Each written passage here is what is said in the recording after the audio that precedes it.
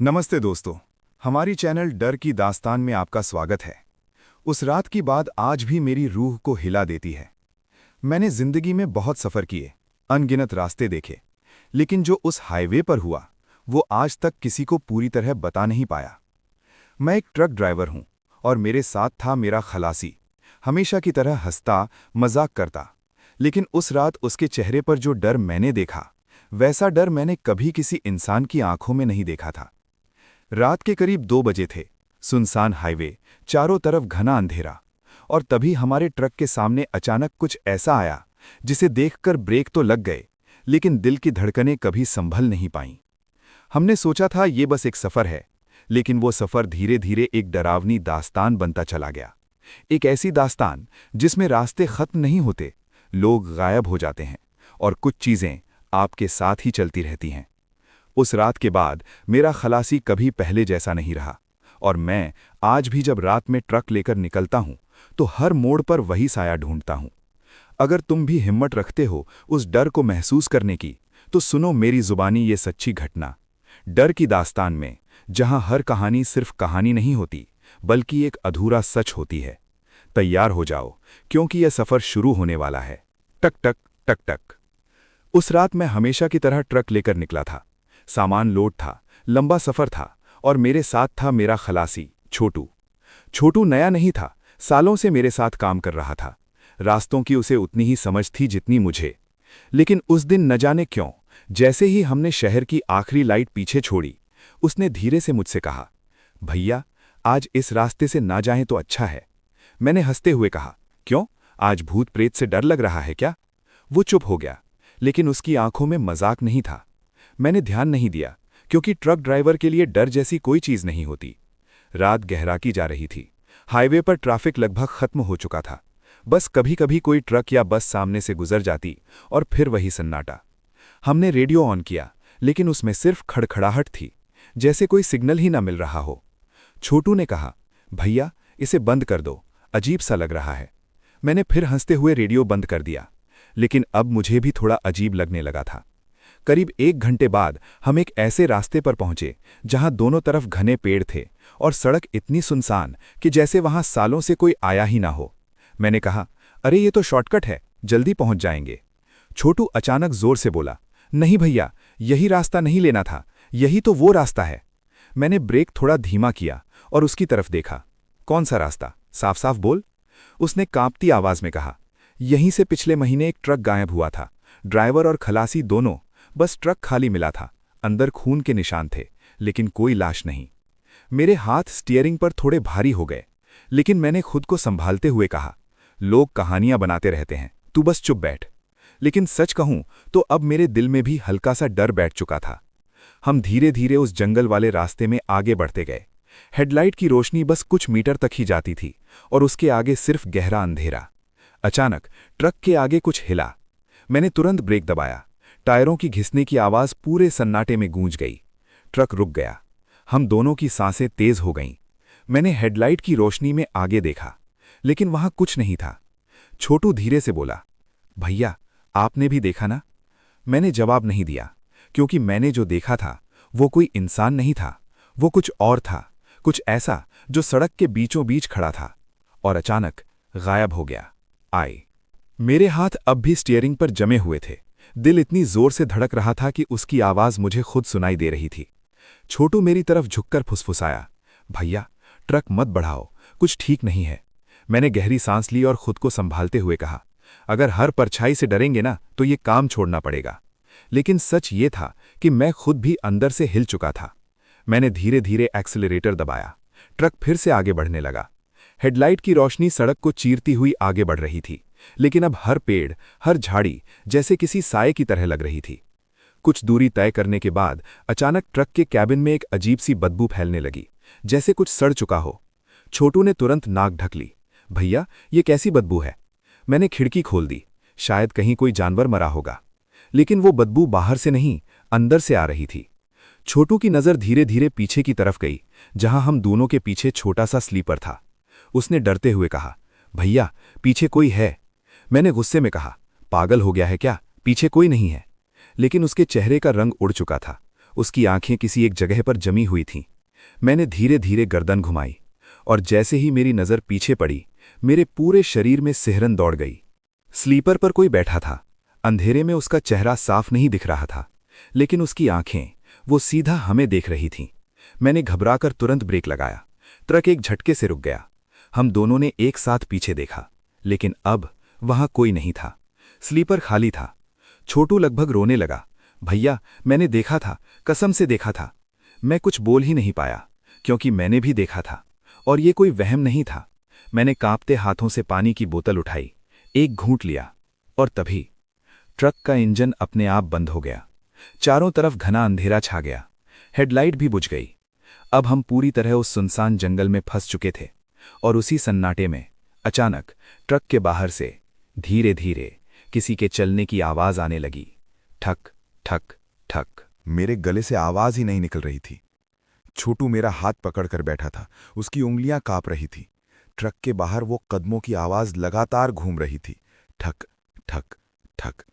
कभी बाईं तरफ, कभी दाईं तरफ, जैसे कोई हमें देख रहा हो, हमें परख रहा हो। मैंने हिम्मत करके खिड़की से बाहर झांकने की कोशिश की, लेकिन बाहर इतना घना अंधेरा था कि कुछ भी साफ नहीं दिख रहा था। छोटू ने लगभग रोते हुए कहा, भैया मत देखो, वो यहीं कहीं है। मैंने खुद को मजबूत दिखाते हुए कहा, कुछ नहीं है, कोई आदमी होगा, शायद मदद मांग रहा हो। लेकिन अंदर से मैं भी जानता था, इस सुनसान जंगल में रात के इस वक्त कोई इंसान इस तरह चक्कर नहीं लगाता। अचानक ट्रक के दरवाजे पर जोर से धड़ाम की आवाज आई। हम दोनों उछल पड़े, जैसे किसी ने पूरी ताकत से दरवाजा पीटा हो। फिर एक पल के लिए सब शांत हो गया और उसी सन्नाटे में एक बहुत ही धीमी लेकिन साफ आवाज आई, दरवाजा खोलो। मेरे रोंगटे खड़े हो गए। वो आवाज इंसान की थी, लेकिन उसमें कुछ अजीब था, जैसे किसी की आवाज को खींचकर तोड़ मरोड़ कर बोला गया हो। छोटू ने मेरा हाथ कसकर पकड़ लिया। भैया मत खोलना, ये इंसान नहीं है। मैंने जवाब नहीं दिया, बस चुपचाप बैठा रहा। बाहर से फिर वही आवाज आई, इस बार थोड़ी तेज, दरवाजा खोलो। और उसके साथ ही खिड़की के शीशे पर किसी की उंगलियां रगड़ने की आवाज, खर खर। मैंने हिम्मत करके धीरे धीरे अपनी नजर खिड़की की तरफ घुमाई और जो मैंने देखा उसने मेरे होश उड़ा दिए। खिड़की के बाहर एक चेहरा चिपका हुआ था, आंखें पूरी सफेद, मुंह कान तक फटा हुआ और होठों से काला सा कुछ बह रहा था। वो सीधे मेरी आंखों में देख रहा था। मैं डर के मारे जड़ हो गया और तभी उसने मुस्कुराते हुए फिर कहा, दरवाजा खोलो, मुझे अंदर आने दो। मेरी सांस जैसे वहीं अटक गई थी। छोटू अब लगभग सिसक रहा था। खिड़की के बाहर वो चेहरा अब भी हमें घूर रहा था। उसकी आंखें बिल्कुल सफेद, बिना पलक झपकाए, और होंठ ऐसे फैले हुए जैसे मुस्कान नहीं, किसी शिकार की भूख हो। मैंने हिम्मत जुटाकर धीरे से नजर हटाई और छोटू से फुसफुसाया, नीचे मत देखना, चुपचाप बैठे रह। लेकिन तभी वो आवाज अचानक बंद हो गई। दरवाजे पर कोई हरकत नहीं, खिड़की के पास भी सन्नाटा। मैंने धीरे धीरे फिर से खिड़की की तरफ देखा। वहां कोई नहीं था, जैसे वो कभी था ही नहीं। छोटू ने डरते हुए पूछा, गया क्या? मैंने जवाब देने से पहले चारों तरफ देखा। सब कुछ शांत था, लेकिन वो सन्नाटा अब और भी भारी लग रहा था। मैंने कहा, शायद चला गया। और जैसे ही मेरे मुंह से ये शब्द निकले, ट्रक की छत पर अचानक जोर की आवाज गूंजी, धड़ धड़ धड़, जैसे कोई ऊपर दौड़ रहा हो। छोटू चीख पड़ा, भैया वो ऊपर है। मैंने तुरंत ऊपर देखा, लेकिन केबिन के अंदर से कुछ दिखाई नहीं दे रहा था। आवाज और तेज हो गई, जैसे कोई भारी चीज पूरी ताकत से इधर उधर भाग रही हो। फिर एकदम से सब कुछ शांत हो गया, इतना सन्नाटा कि हमारी सांसों की आवाज भी साफ सुनाई दे रही थी। और तभी धीरे धीरे कुछ घिसटने की आवाज आई, घर घर, जैसे कोई चीज छत से नीचे विंडशील्ड की तरफ सरक रही हो। मैंने कांपते हुए आगे देखा और उसी पल विंडशील्ड के ऊपर से दो लंबे काले उंगलियों जैसे हाथ नीचे लटक गए। उनकी त्वचा सड़ी हुई, नाखून असामान्य रूप से लंबे, और फिर धीरे धीरे एक सिर नीचे झुका। वही चेहरा, लेकिन इस बार उल्टा। वो छत से लटक रहा था और उसकी सफेद आंखें सीधे मेरी आंखों में घूर रही थीं। छोटू की चीख निकल गई। मैंने डर के मारे आंखें बंद कर ली और तभी ट्रक का इंजन अपने आप स्टार्ट हो गया। घर्र। हेडलाइट अचानक जल उठी और जैसे ही मैंने आंखें खोली, विंडशील्ड पर कुछ भी नहीं था। ना वो हाथ, ना वो चेहरा, लेकिन स्टीयरिंग अपने आप हिलने लगा, जैसे कोई अदृश्य चीज ट्रक को चलाने की कोशिश कर रही हो। स्टीयरिंग मेरे हाथों में था, लेकिन कंट्रोल मेरा नहीं था। वो अपने आप दाएं बाएं घूम रहा था, जैसे कोई और उसे पकड़कर चला रहा हो। छोटू घबराकर चिल्लाया, भैया छोड़ दो इसे। लेकिन अगर मैं छोड़ देता तो शायद ट्रक सीधे जंगल में पलट जाता। मैंने पूरी ताकत लगाकर स्टीयरिंग को पकड़ा। मेरे हाथ दर्द से कांपने लगे। ट्रक अचानक तेज स्पीड में आगे बढ़ने लगा। एक्सेलरेटर अपने आप दब रहा था। मैंने ब्रेक पर पैर रखा, लेकिन ब्रेक जैसे काम ही नहीं कर रहा था। ये क्या हो रहा है? मेरे मुंह से बस यही निकला।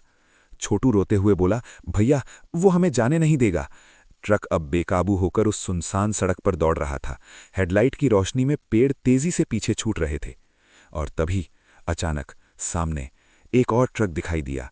वो सड़क के बीचों बीच खड़ा था, पूरी तरह जला हुआ, काला पड़ा हुआ। मैंने तुरंत स्टीयरिंग मोड़ा, लेकिन इस बार स्टीयरिंग ने मेरी बात मान ली। ट्रक उस जले हुए ट्रक के बिल्कुल पास आकर रुक गया। मेरी सांसें तेज हो रही थीं। छोटू चुप था, बिल्कुल चुप। हम दोनों उस जले हुए ट्रक को घूर रहे थे। उसकी हालत ऐसी थी जैसे सालों पहले उसमें आग लगी हो। टायर पिघले हुए, शीशे टूटे हुए, और सबसे डरावनी बात, उस ट्रक के कैबिन के अंदर दो परछाइयां दिखाई दे रही थीं, जैसे कोई अब भी अंदर बैठा हो। छोटू ने धीरे से कहा, भैया ये वही ट्रक है। मैंने पूछा, कौन सा? उसने कांपते हुए जवाब दिया, वही जो गायब हुआ था। मेरे रोंगटे खड़े हो गए। मैंने फिर से उस ट्रक के अंदर देखा। इस बार वो परछाइयां धीरे धीरे हिलने लगीं, जैसे उन्होंने हमारी तरफ देख लिया हो। और फिर एकदम से उस जले हुए ट्रक का दरवाज़ा अपने आप चर्र की आवाज़ के साथ खुल गया। अंदर से कोई बाहर उतर रहा था। दरवाज़ा धीरे धीरे खुला। चर्र की आवाज़ उस सन्नाटे में गूंज उठी। हम दोनों की नज़रें उसी पर जमी थीं। सांसें थमसी गई थीं। अंदर से पहले एक पैर बाहर आया, जला हुआ, काला, जैसे मांस पिघलकर सूख गया हो। फिर धीरे धीरे पूरा शरीर बाहर निकला। वो एक आदमी था, लेकिन इंसान जैसा बिल्कुल नहीं। उसकी त्वचा जगह जगह से जली हुई, चेहरा आधा पिघला हुआ, और होंठ वही सफ़ेद, बिना पुतलियों के। छोटू ने कांपते हुए कहा, भैया ये ड्राइवर है। मेरे गले से आवाज़ नहीं निकली। वो चीज़ अब हमारी तरफ देख रही थी। और तभी उसके पीछे से एक और आकृति बाहर आई। ये और भी भयानक थी। उसका शरीर टेढ़ा मेढ़ा, जैसे हड्डियां टूटकर गलत तरीके से जुड़ गई हों। चेहरे पर कोई भाव नहीं, बस खालीपन। छोटू ने फुसफुसाते हुए कहा, ये इसका खल्लासी। अब वो दोनों धीरे धीरे हमारी तरफ बढ़ने लगे। उनके कदम जमीन पर पड़ते ही अजीब सी चिपचिप आवाज आ रही थी, जैसे उनके पैरों से कुछ टपक रहा हो। मैंने घबराकर ट्रक स्टार्ट करने की कोशिश की, लेकिन इस बार इंजन बिल्कुल खामोश था। स्टार्ट हो जा, मैं बड़बड़ाने लगा, लेकिन ट्रक जैसे मर चुका था। वो दोनों अब हमारे बिल्कुल करीब आ चुके थे। हेडलाइट की रोशनी में उनके चेहरे और भी साफ दिखाई दे रहे थे। और तभी जले हुए ड्राइवर ने अपना मुंह खोला और एक टूटी हुई खुरदुरी आवाज में बोला, तुम हमारे रास्ते पर क्यों आए? मेरे पूरे शरीर में झटके लग गए। छोटू रोते हुए कहा, भैया माफी मांग लो, जल्दी। मैंने कांपते हुए कहा, हमसे गलती हो गई, हमें नहीं पता था। वो दोनों एक पल के लिए रुक गए। फिर अचानक दोनों एक साथ हंसने लगे, एक भयानक खोखली हंसी। और उसी हंसी के बीच खल्लासी वाली आकृति ने अपना हाथ उठाया और धीरे धीरे हमारे ट्रक की तरफ इशारा किया, जैसे कह रहा हो, अब तुम्हारी बारी है। उनकी हंसी अब भी हवा में गूंज रही थी, ऐसी हंसी जो इंसान की नहीं हो सकती। मेरा दिल बैठता जा रहा था। छोटू ने मेरी बाजू कसकर पकड़ ली।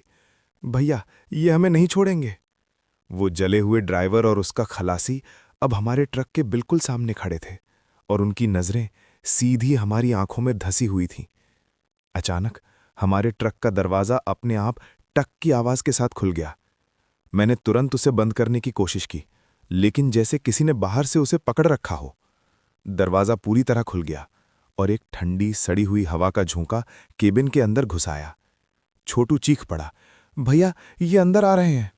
मैंने घबराकर जेब से अपना छोटा सा हनुमान जी का लॉकेट निकाला और उसे कसकर पकड़ लिया। जय हनुमान। मेरे होंठ खुद ब खुद बुदबुदाने लगे। जैसे ही मैंने ये कहा, वो दोनों एक पल के लिए रुक गए। उनकी हंसी अचानक बंद हो गई, लेकिन अगले ही पल उनके चेहरे और भी खतरनाक हो गए। जले हुए ड्राइवर ने गुस्से में गुर्राते हुए कहा, "ये नाम यहां नहीं चलेगा।" और तभी वो दोनों अचानक हवा में गायब हो गए। मैं और छोटू दोनों एकदम से सन्न रह गए। गए क्या?" छोटू ने हकलाते हुए पूछा।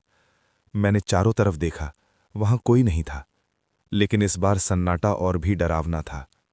मैंने जल्दी से दरवाजा बंद किया और ट्रक स्टार्ट करने की कोशिश की। टक टक टक, लेकिन इंजन फिर भी चालू नहीं हुआ। और तभी अचानक पीछे से छोटू की जोरदार चीख गूंजी, "भैया, पीछे!" मैंने घबराकर पीछे देखा, और जो मैंने देखा उसने मेरी रूह तक जमा दी। वो दोनों अब हमारे ट्रक के अंदर थे, स्लीपर पर बैठे हुए, और इस बार उनके चेहरे पहले से भी ज्यादा पास थे। इतने पास कि उनकी सड़ी हुई सांस की बदबू हमारे चेहरे तक आ रही थी। छोटू पीछे हटने की कोशिश कर रहा था, लेकिन कैबिन छोटा था, कहीं जाने की जगह नहीं थी। जले हुए ड्राइवर ने धीरे धीरे अपना हाथ आगे बढ़ाया। उसका हाथ पूरी तरह जला हुआ, और जैसे ही उसने छोटू के कंधे को छुआ, छोटू का शरीर एकदम से सख्त हो गया। उसकी आंखें फैल गईं और वो हिलना बंद हो गया। "छोटू!" मैं चिल्लाया, लेकिन उसने कोई जवाब नहीं दिया। वो बस एक ही जगह देख रहा था, जैसे उसकी आत्मा ही शरीर से निकल चुकी हो। मैंने हिम्मत करके उस ड्राइवर का हाथ हटाने की कोशिश की, लेकिन जैसे ही मैंने उसे छुआ, मेरे पूरे शरीर में एक तेज झटका लगा, जैसे हजारों वोल्ट की बिजली दौड़ गई हो। मैं पीछे गिर पड़ा, और तभी खलासी वाली वो डरावनी आकृति धीरे धीरे मेरे करीब आई। उसने अपना चेहरा मेरे बिल्कुल पास लाकर फुसफुसाया, "अब तुम दोनों हमारे साथ चलोगे।" मेरी सांस रुकने लगी। मैंने पूरी ताकत लगाकर खुद को पीछे खींचा, और उसी पल मेरे हाथ से वो हनुमान जी का लॉकेट छूटकर नीचे गिर गया। जैसे ही लॉकेट फर्श से टकराया, एक तेज सी चमक हुई और पूरे कैबिन में एक अजीब सी गूंज फैल गई। वो दोनों अचानक पीछे हट गए। उनके चेहरों पर पहली बार डर दिखाई दिया। मैंने तुरंत झुककर लॉकेट उठाया और उसे आगे कर दिया। "दूर रहो!" मैं पूरी ताकत से चिल्लाया। वो दोनों पीछे हटते गए, लेकिन उनकी आंखों में अब गुस्सा था। और तभी ट्रक का इंजन अचानक खुद ब खुद स्टार्ट हो गया। घर्र! हेडलाइट फिर से जल उठी, लेकिन इस बार स्टीयरिंग अपने आप घूम गया और ट्रक सीधे उस जले हुए ट्रक की तरफ तेजी से बढ़ने लगा। ट्रक अचानक झटके से आगे बढ़ा, इतनी तेज कि मेरा सिर लगभग विंडशील्ड से टकरा गया। "भैया, रोको!" छोटू चीखा, लेकिन इस बार न स्टीयरिंग मेरे काबू में था, न ब्रेक। ट्रक सीधा उस जले हुए ट्रक की तरफ दौड़ रहा था। मैंने पूरी ताकत से ब्रेक दबाया, लेकिन पैर जैसे खाली हवा में जा रहा था, जैसे ब्रेक था ही नहीं। "नहीं!" मेरी जोरदार चीख निकल गई, और अगले ही पल धड़ाम, हमारा ट्रक उस जले हुए ट्रक से टकरा गया। एक भयानक टक्कर, पूरी दुनिया जैसे हिल गई। मुझे लगा अब सब खत्म, लेकिन कुछ सेकंड बाद जब मैंने धीरे धीरे आंखें खोलीं, तो जो देखा उसने मेरी समझ ही छीन ली। हमारा ट्रक उस जले हुए ट्रक के आर पार खड़ा था, जैसे वो कोई ठोस चीज नहीं बल्कि एक साया हो। मैंने कांपते हुए पीछे देखा। छोटू अब भी वहीं था, लेकिन उसका चेहरा बदल चुका था। उसकी आंखें धीरे धीरे सफेद होती जा रही थीं। "छोटू!" मैंने डरते हुए पुकारा। उसने धीरे धीरे मेरी तरफ देखा और उसके होंठ अपने आप हिलने लगे, लेकिन आवाज किसी और की थी, "अब ये हमारा है।" मेरे पैरों तले जमीन खिसक गई। "छोटू नहीं!" मैं चिल्लाया। मैंने उसका कंधा पकड़ा, लेकिन उसका शरीर बर्फ जैसा ठंडा हो चुका था। और तभी उसके पीछे वही जले हुए ड्राइवर की आकृति फिर से दिखाई दी। इस बार वो छोटू के बिल्कुल अंदर, जैसे उसकी परछाई बन चुका हो। मैंने घबराकर लॉकेट फिर से आगे किया, लेकिन इस बार उसका कोई असर नहीं हुआ। वो दोनों अब हंस रहे थे। छोटू के चेहरे पर दोनों की हंसी एक साथ सुनाई दे रही थी। "तुमने हमें बुलाया है!" वो आवाज मेरे कानों में गूंजने लगी। मैंने सिर पकड़ लिया। "नहीं, मैंने कुछ नहीं किया।" लेकिन तभी मुझे अचानक याद आया, वो शॉर्टकट, वो रास्ता जिसे छोटू ने मना किया था। शायद वो कोई आम रास्ता नहीं था, वो उनका इलाका था, और हम खुद चलकर वहां आ गए थे। अचानक ट्रक के अंदर का माहौल बदलने लगा। चारों तरफ धुंध फैलने लगी। स्टीयरिंग, सीट सब धुंधला होने लगा, जैसे हम किसी और जगह खींचे जा रहे हों। छोटू अब पूरी तरह बदल चुका था। उसकी आंखें पूरी सफेद, चेहरे पर एक डरावनी मुस्कान। उसने धीरे धीरे अपना हाथ मेरी तरफ बढ़ाया। आओ हमारे साथ।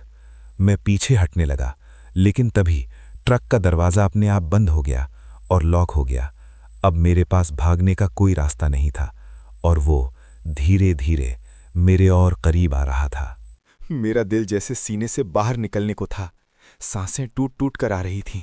छोटू, या जो अब छोटू नहीं रहा था, धीरे धीरे मेरी तरफ बढ़ रहा था। उसकी चाल अब इंसानों जैसी नहीं थी। हर कदम जैसे जमीन को छुए बिना खिसक रहा था। मैं पीछे हटता गया, लेकिन केबिन की दीवार से टकरा कर रुक गया। अब मेरे पास कोई रास्ता नहीं था। उसने अपना ठंडा हाथ मेरी तरफ बढ़ाया। चलो, अब तुम भी। उसकी आवाज में दो लोगों की आवाज मिलकर गूंज रही थी। मैंने कांपते हुए जेब में हाथ डाला, लेकिन इस बार हनुमान जी का लॉकेट मेरी मुट्ठी में होते हुए भी बिल्कुल ठंडा और बेअसर लग रहा था। नहीं, मैंने पूरी ताकत से चिल्लाया, और उसी पल मेरे दिमाग में एक बात कौंधी। मेरे गुरु ने एक बार कहा था, डर से बड़ी कोई ताकत नहीं और हिम्मत से बड़ा कोई हथियार नहीं। मैंने आंखें कसकर बंद की और पूरे जोर से चिल्लाया, तुम कुछ नहीं हो, मैं तुमसे नहीं डरता। एक पल के लिए सब कुछ रुक गया, वो आकृति भी। फिर अचानक ट्रक के अंदर एक तेज हवा का भंवर सा बना। सब कुछ हिलने लगा। छोटू पीछे की तरफ झटका खाकर गिरा। उसके चेहरे पर दर्द साफ दिख रहा था, जैसे कोई अंदर से उससे लड़ रहा हो। भैया बचाओ! अचानक उसकी असली आवाज वापस आई। मैं चौंक गया। छोटू! वो तड़प रहा था। उसकी आंखें एक पल सफेद होती, अगले पल सामान्य, जैसे दो ताकतें उसके शरीर के लिए लड़ रही हों। मैंने तुरंत आगे बढ़कर उसका हाथ पकड़ लिया। मैं यहीं हूं, कुछ नहीं होगा। लेकिन तभी उसने जोर से मेरा हाथ झटक दिया, और फिर उसकी आंखें पूरी तरह सफेद हो गईं। उसका चेहरा एकदम शांत लेकिन डरावना, और उसी पल वो आवाज फिर गूंजी, तुम उसे बचा नहीं सकते। मैंने देखा, वो जला हुआ ड्राइवर अब पूरी तरह उसके अंदर समा चुका था, और खल्लासी वाली आकृति अब मेरे पीछे खड़ी थी। उसकी ठंडी सांस मेरे कानों से टकराई। एक जाएगा, एक रहेगा। मेरे पूरे शरीर में सिहरन दौड़ गई। मैं समझ गया, आज या तो मैं बचूंगा या छोटू। मेरे कानों में उसकी वो बात बार बार गूंज रही थी, एक जाएगा, एक रहेगा। उस पल मुझे समझ आ गया था, ये कोई आम डरावनी घटना नहीं थी, ये एक चुनाव था, एक सौदा। मैंने छोटू की तरफ देखा। वो जमीन पर गिरा हुआ तड़प रहा था। उसकी उंगलियां मुड़ रही थीं, आंखें सफेद और सामान्य के बीच झपक रही थीं। भैया, मुझे छोड़कर मत जाना! उसकी कमजोर आवाज निकली। मेरे अंदर कुछ टूट गया। मैंने खुद से कहा, अगर आज इसे छोड़ दिया तो मैं कभी खुद को माफ नहीं कर पाऊंगा। डर अब भी था, लेकिन उस डर से बड़ा था अपना इंसान खोने का खौफ। मैंने गहरी सांस ली और धीरे धीरे खड़ा हो गया। पीछे वो खल्लासी वाली डरावनी आकृति खड़ी थी। उसकी मौजूदगी अब साफ महसूस हो रही थी। मैंने बिना पीछे देखे कहा, लेना है ना तो मुझे ले जा, इसे छोड़ दे। कुछ पल के लिए पूरी जगह शांत हो गई। फिर एक धीमी हंसी गूंजी। हिम्मत! वो आवाज मेरे चारों तरफ घूमने लगी। मैंने फिर कहा, हाँ मुझे ले जा, लेकिन इसे छोड़ दे। अचानक ट्रक के अंदर की हवा भारी हो गई, जैसे किसी ने पूरे केबिन को जकड़ लिया हो। छोटू की तड़प अचानक रुक गई। मैंने देखा, वो धीरे धीरे शांत हो रहा था। उसकी सांसें सामान्य होने लगीं, और उसी पल मेरे पीछे से वो ठंडी छाया मेरे शरीर में घुसती हुई महसूस हुई, जैसे बर्फ की सुई हर नस में दौड़ रही हो। मैं दर्द से चिल्ला पड़ा, आह! मेरे हाथ कांपने लगे, आंखों के सामने अंधेरा छाने लगा। मुझे लगा बस अब खत्म। लेकिन तभी मेरे हाथ में पकड़ा हुआ वो छोटा सा हनुमान जी का लॉकेट अचानक गर्म होने लगा, इतना गर्म कि जैसे जल जाएगा। मेरे अंदर घुसती हुई वो ठंडी ताकत अचानक जैसे रुक गई, और फिर एक जोरदार झटका लगा। धड़ाम! मैं जमीन पर गिर पड़ा। मेरी सांसें तेज तेज चल रही थीं। मैंने आंखें खोली तो देखा वो दोनों आकृतियां अब हमारे सामने खड़ी थीं, लेकिन इस बार उनके चेहरे पर गुस्सा नहीं बल्कि दर्द था, जैसे वो इस जगह से बंधे हुए हों। जले हुए ड्राइवर ने मेरी तरफ देखा और धीमी आवाज में कहा, तुम अलग हो। मैं कुछ समझ नहीं पाया। उसने आगे कहा, हम फंसे हुए हैं। इस रास्ते पर हर उस इंसान को रोकते हैं जो यहाँ आता है। खल्लासी वाली आकृति ने धीरे से सिर झुका लिया। हमें मुक्ति चाहिए। मेरे अंदर का डर अब थोड़ा कम हो चुका था। मैंने हिम्मत करके पूछा, कैसे? कुछ पल के लिए सन्नाटा रहा। फिर ड्राइवर ने कहा, हमारा ट्रक जलाया गया था लूट के बाद। उसकी आवाज़ भारी हो गई। हमें मरे नहीं, हमें जिंदा जलाया गया। मेरे रोंगटे खड़े हो गए। हमारी लाशें आज भी इस जंगल में कहीं दबी हुई हैं। मैंने छोटू की तरफ देखा। वो अब धीरे धीरे उठ रहा था। उसकी आंखें सामान्य थीं। वो बच चुका था। मैंने फिर उनकी तरफ देखा। अगर मैं तुम्हारी मदद करूं तो क्या तुम हमें छोड़ दोगे? दोनों ने एक साथ मेरी तरफ देखा और धीरे से सिर हिला दिया। अगले ही पल ट्रक के बाहर हेडलाइट अपने आप उस दिशा में घूम गई, जंगल के अंदर जैसे कोई रास्ता दिखा रही हो। मैं और छोटू धीरे धीरे नीचे उतरे। डर अब भी था, लेकिन अब एक मकसद भी था। हम उस रोशनी के पीछे पीछे चलते गए। कुछ दूर जाने के बाद हमें जमीन पर एक पुराना जला हुआ हिस्सा दिखाई दिया। मैंने वहीं हाथों से मिट्टी खोदना शुरू किया। छोटू भी मेरे साथ लग गया। कुछ मिनट बाद हमें हड्डियां दिखाई देने लगीं और साथ ही एक टूटा हुआ लॉकेट और एक पुरानी घड़ी। जैसे ही हमने उन्हें बाहर निकाला, अचानक पूरे जंगल में एक तेज हवा चली और पीछे से वो दोनों आकृतियां दिखाई दीं। इस बार वो डरावनी नहीं थीं। उनके चेहरे शांत थे, जैसे उन्हें आखिरकार सुकून मिल गया हो। ड्राइवर ने मुस्कुराकर मेरी तरफ देखा, धन्यवाद, और धीरे धीरे दोनों धुंध में बदलकर गायब हो गए। चारों तरफ फिर से सन्नाटा छा गया, लेकिन इस बार वो डरावना नहीं था। मैं और छोटू वापस ट्रक में आए। इस बार ट्रक एकदम सही काम कर रहा था। मैंने इंजन स्टार्ट किया और बिना पीछे देखे उस रास्ते से निकल गया। आज भी जब मैं रात में ट्रक चलाता हूं तो उस रास्ते से कभी नहीं गुजरता, लेकिन कभी कभी रियर व्यू मिरर में मुझे दो परछाइयां दिखती हैं जो बस चुपचाप मुझे जाते हुए देखती रहती हैं। हर कहानी का एक अंत होता है, लेकिन कुछ कहानियां कभी खत्म नहीं होती। उस रात के बाद सब कुछ बदल गया। मैं बच गया, छोटू भी बच गया, लेकिन जो हमने देखा, जो हमने महसूस किया, वो आज भी हमारे साथ चलता है। लोग कहते हैं भूत प्रेत जैसी कोई चीज नहीं होती, लेकिन मैं जानता हूं कुछ रास्ते ऐसे होते हैं जहां सिर्फ सफर नहीं होता, बल्कि अधूरी आत्माएं आपका इंतजार कर रही होती हैं। आज भी जब मैं रात में ट्रक लेकर निकलता हूं तो हर सुनसान सड़क, हर अंधेरा मोड़ मुझे उसी रात की याद दिलाता है। और कभी-कभी जब सब कुछ शांत होता है तो ऐसा लगता है कि जैसे कोई अब भी फुसफुसा रहा हो, धन्यवाद। अगर तुमने ये कहानी सुनी है तो याद रखना, हर शॉर्टकट सही नहीं होता और हर रास्ता मंजिल तक नहीं ले जाता। मिलते हैं अगली एक और सच्ची और रोंगटे खड़े कर देने वाली कहानी के साथ, डर की दास्तान में, जहां हर कहानी एक डर नहीं बल्कि एक छुपा हुआ सच होती है।